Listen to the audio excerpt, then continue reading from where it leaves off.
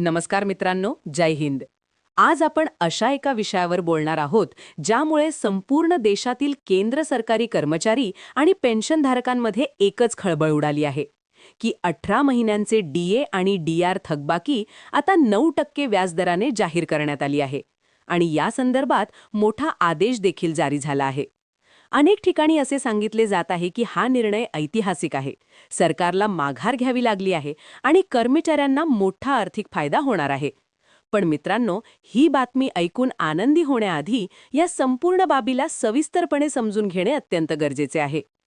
Corona महामारीच्या काळात म्हणजे जानेवारी 2020 पासून जून 2021 पर्यंत केंद्र सरकारने महागाई भत्ता आणि महागाई दिलासा यामध्ये 3 वेळा वाढ जाहीर केली होती.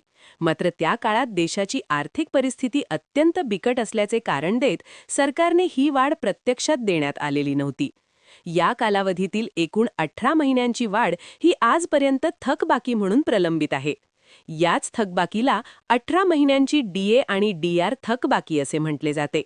ही थकबाकी केंद्र सरकारी कर्मचारी तसेच केंद्र सरकारचे निवृत्त पेन्शनधारक यांच्याशी संबंधित आहे आणि गेल्या काही वर्षांपासून हा मुद्दा सातत्याने चर्चेत आहे. मित्रांनो, महागाई दिवसेंदिवस वाढत असताना, जीवनावश्यक वस्तूंचे दर गगनाला भिडले असताना आणि घर खर्च, औषधोपचार, शिक्षण यावर होणारा खर्च वाढत असताना ही थकबाकी मिळावी अशी अपेक्षा प्रत्येक कर्मचाऱ्याची आणि पेन्शनधारकाची आहे. त्यामुळे जेव्हा अचानक अशी बातमी समोर येते की सरकारने 9% व्याजासह थकबाकी जाहीर केली आहे, तेव्हा स्वाभाविकच सर्वांच्या मनात आनंद आणि उत्सुकता निर्माण होते. अलीकडे काही सोशल मीडिया पोस्ट्समधून आणि व्हिडिओंमधून असा दावा करण्यात आला की 18 महिन्यांची डीए डीआर थकबाकी 9% व्याजासह मंजूर करण्यात आली आहे.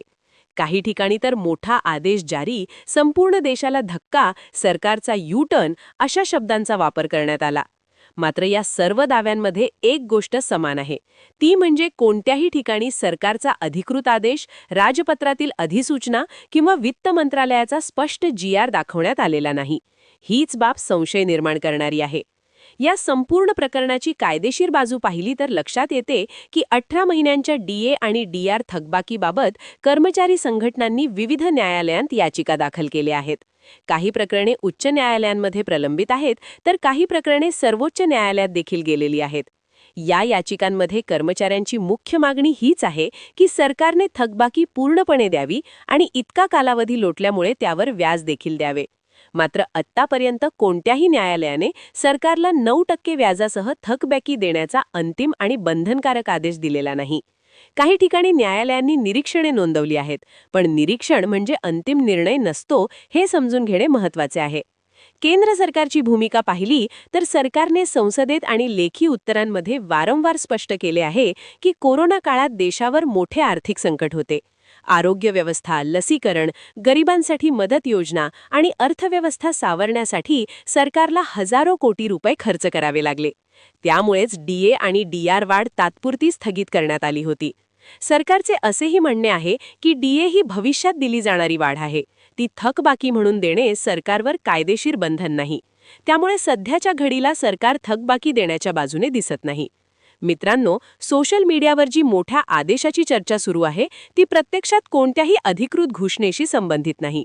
काही अपूर्ण माहिती, काही न्यायालयीन चर्चेतील मुद्दे आणि काही अंदाज यांना एकत्र करून त्याचे सादरीकरण असे केले जात आहे की जणू काही अंतिम निर्णयच झाला आहे. यामुळेच लाखो कर्मचारी आणि पेन्शनधारक संभ्रमात पडले आहेत. जर भविष्यात कधी सरकारने 18 महिन्यांची डीए डीआर थकबाकी देण्याचा निर्णय घेतला तर त्याचा आर्थिक फायदा मोठ्या प्रमाणात होऊ शकतो. अनेक अंदाजांनुसार कर्मचाऱ्याच्या बेसिक पगारानुसार ही रक्कम 75,000 रुपयांपासून 1.5 लाख रुपयांपर्यंत जाऊ शकते. जर त्यावर व्याज दिले गेले तर ही रक्कम आणखी वाढू शकते. त्यामुळेच कर्मचारी संघटना सातत्याने या मागणीसाठी दबाव टाकत आहेत.